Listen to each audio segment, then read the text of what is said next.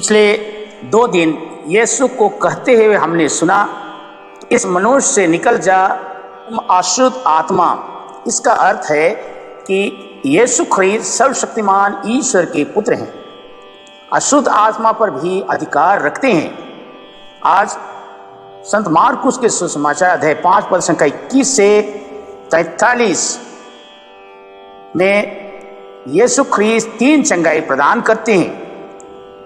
हमारे लिए स्पष्ट संदेश देना चाहता है संत मार्कुस कि यीशु ने सब प्रकार की बीमारियों और मृत्यु पर विजय पाई।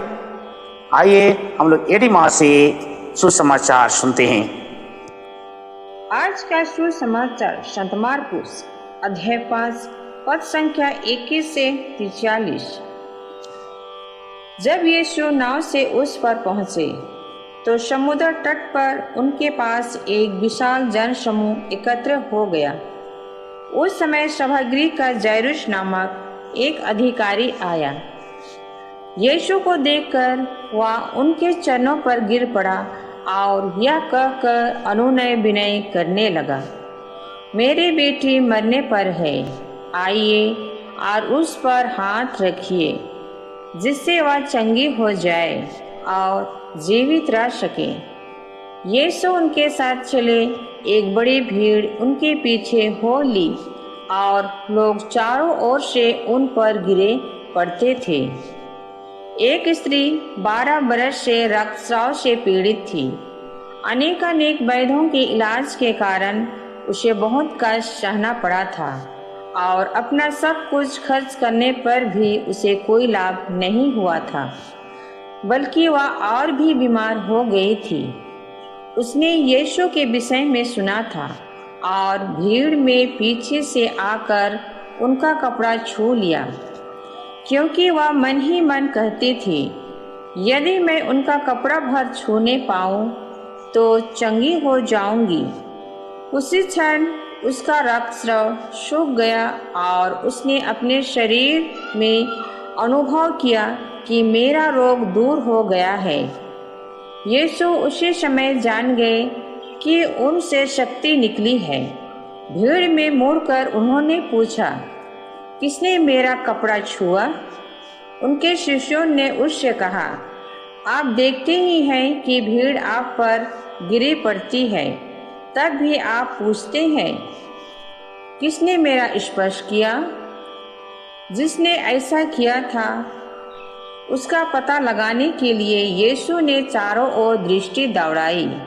वह स्त्री यह जानकर कि मुझे क्या हो गया है, डरती कांपती हुई आई और उन्हें दंडवत कर सारा हाल बता दिया। यीशु ने उससे कहा, बेटी, तुम्हारे विश्वास ने तुम्हें चंगा किया है, शांति ग्रहण कर जाओ और अपने रोग से मुक्त रहो।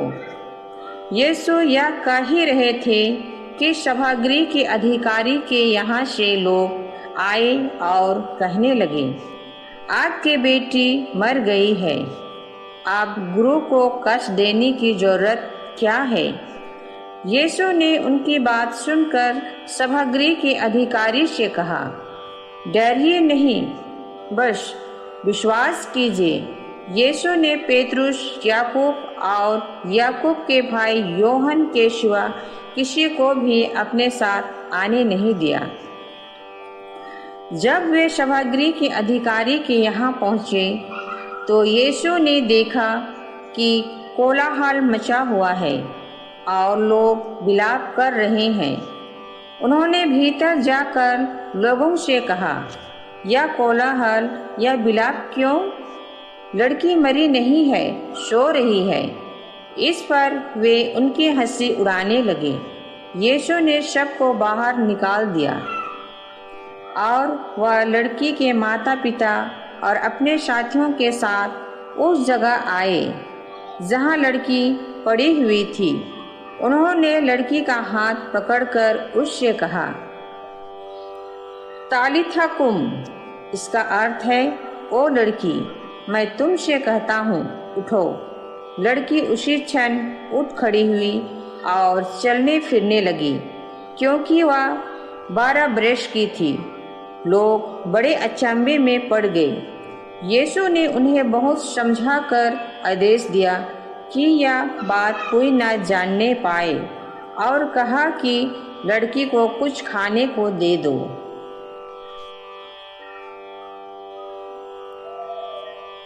आज का दिव्यवाणी मुझे, मेरे बच्चे और मेरे परिवार को आशीर्वाद से भर दे। आमीन।